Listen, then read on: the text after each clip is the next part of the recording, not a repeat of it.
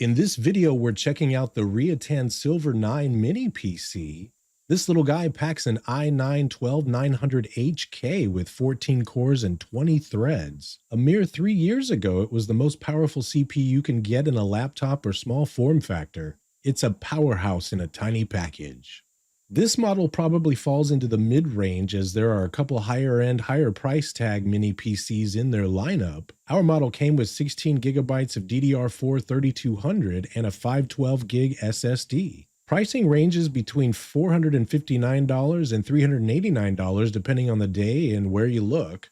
The front of this 5-inch by 5-inch package includes a reset power button, a 3.5mm combo jack, and 2 USB 3.2 ports. The rear sports a power input, 1 HDMI port, 1 display port, 2 USB 2.0 ports, and an Ethernet port.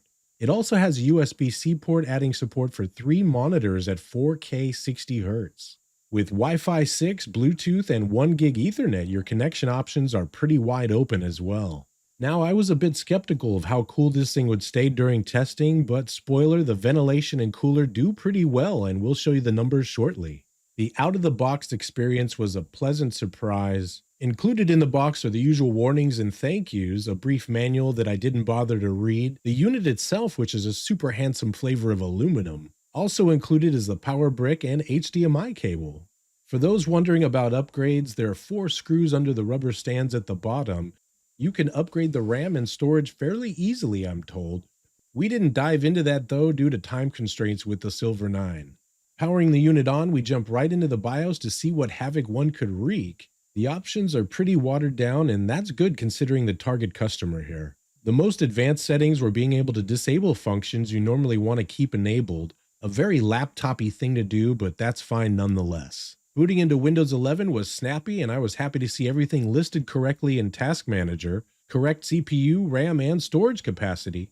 More surprising was the sheer absence of bloatware. It was just pure Windows 11. Even the programs list looked like a ghost town of apps. We load Cinebench to see where this system sits at rendering and temps. On the multi-core test, we get a score of 679. This puts it a bit under the M1 Max, which bested by 112 points. The temps, however, during the test never go above 73C, while sipping 45 watts maximum. The M1 Max can draw up to 115 watts of power for comparison.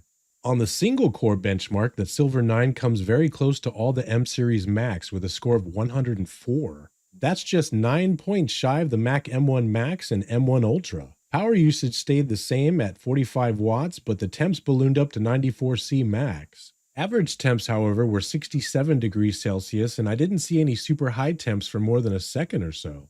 The system never thermal throttled, which means the cooler is doing its job. Next, we run speed test on both LAN and Wi-Fi 6 connections. 30 feet and 2 rooms away from the nearest Wi-Fi 6 access point gives us 339 megabits per second down and 40 megabits per second up on a 1 gig down and 40 megabits per second up connection. The LAN speeds were much better, getting 862 megabits per second down and the max 40 megabits per second up.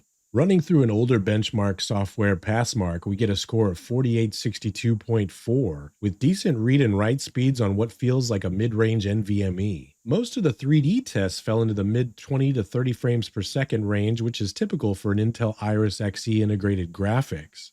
The benchmark scores on both Cinebench and Passmark could have been much higher had they chosen to go with DDR5 instead of slower DDR4 3200 MHz for this model. Gaming with an external GPU may truly show this little box's RAM bottleneck, but for regular use and even video editing, the performance of this Silver 9 is pretty stout.